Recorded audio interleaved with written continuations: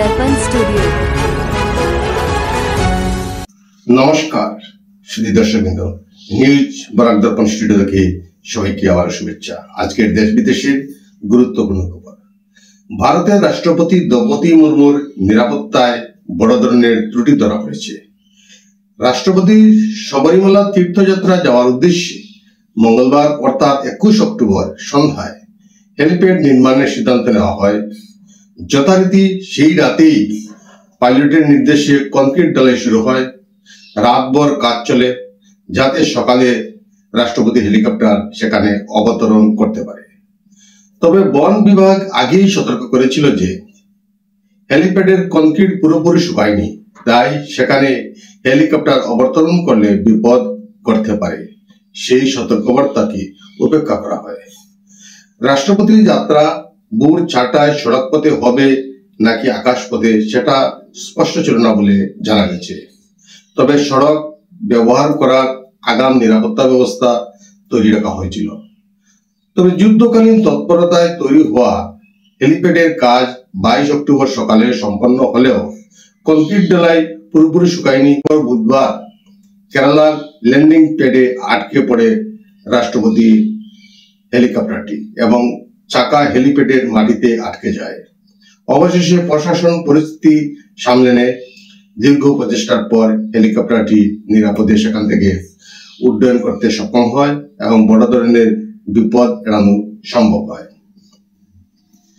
আসাম তথা সমগ্র উত্তর পূর্বাঞ্চলের জন্য গৌরব।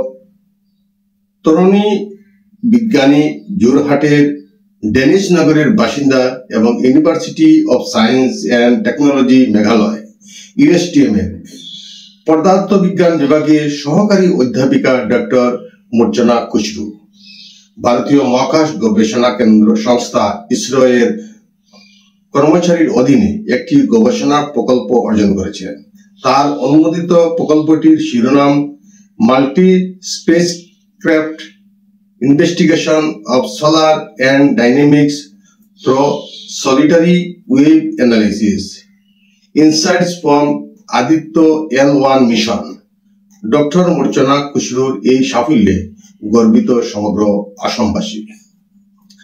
বটদ্রবার জনসভায় বক্তব্য রাখেন মুখ্যমন্ত্রী ডক্টর হিমন্ত বিশ্ব শর্মা।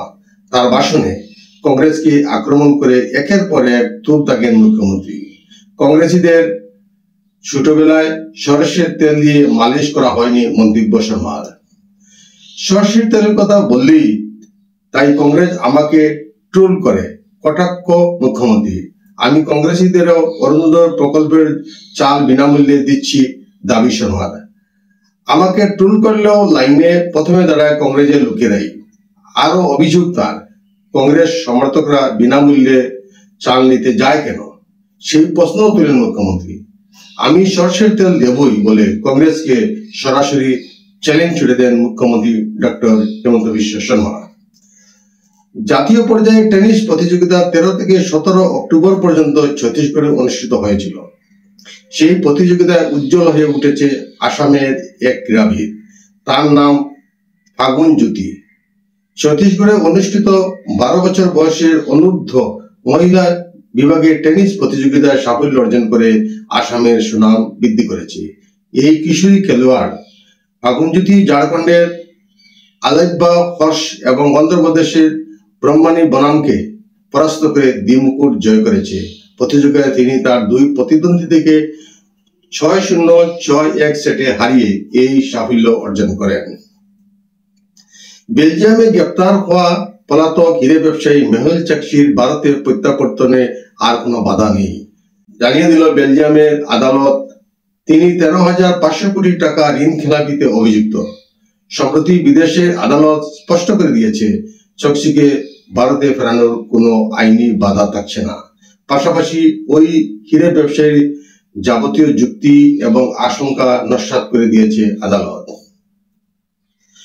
প্রতি বছরের মতো চলতি বছরেও তুরা এবং কালাঙ্গি দলের বাজির লড়াই দেখতে হাজার হাজার মানুষ জড়ো হয়েছিল মধ্যপ্রদেশে। এই হিঙ্গুর যুদ্ধ 300 বছরের পুরানো ঐতিহ্য।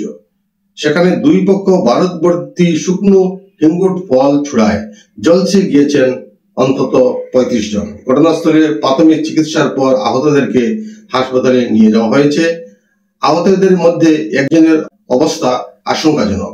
2017 সালে দুর্ঘটনায় এক যুবকের মৃত্যুকে কেন্দ্র করে মামলা চলছে এবং এই উৎসব বন্ধের দাবি জানানো হয়েছে। সেই সঙ্গে এখনো পুরাতন মামলা আদালতের বিচারাধীন। আজকের প্রতিবেদনে এখানে সংক্ষিপ্ত বিরতি টানছি। সবাইকে নমস্কার জানিয়ে বিদায় নিচ্ছি।